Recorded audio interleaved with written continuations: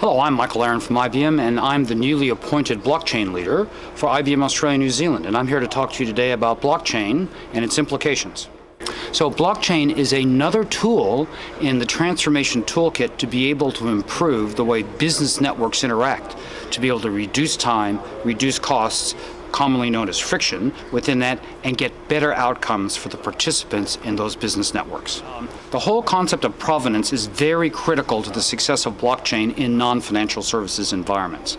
If you take a look at New Zealand, and New Zealand's economy is very heavily based on the export of agricultural goods and high-quality agricultural goods.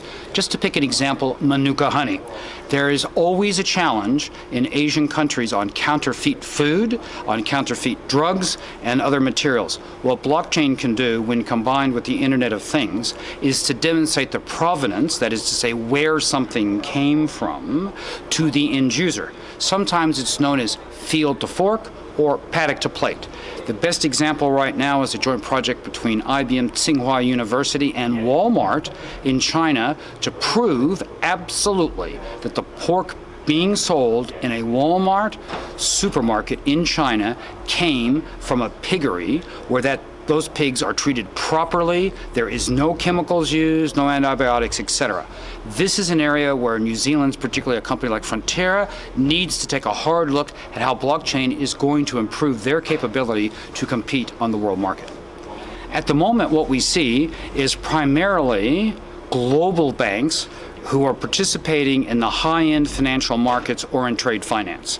So I'll give a couple examples. One example, of course, is the combined efforts of Hong Kong and Shanghai Bank with the Bank of America and the Monetary Authority of Singapore, the Development Bank of Singapore, IBM, and the Singapore Ports Authority to automate trade finance and the clearance of goods through the Port of Singapore. I actually think it will be a combination, because I think that blockchain itself is about business networks and ecosystems, and therefore I think it will be a combination of fintechs bringing great ideas and assets, banks bringing customers, and the understanding of the processes necessary for a successful business network. I think it's just been a matter of priorities, and I think that particularly after the Point conference run by Payments New Zealand, that a lot of New Zealand banks are going to be looking very seriously at how they're going to be using blockchain starting in 2017.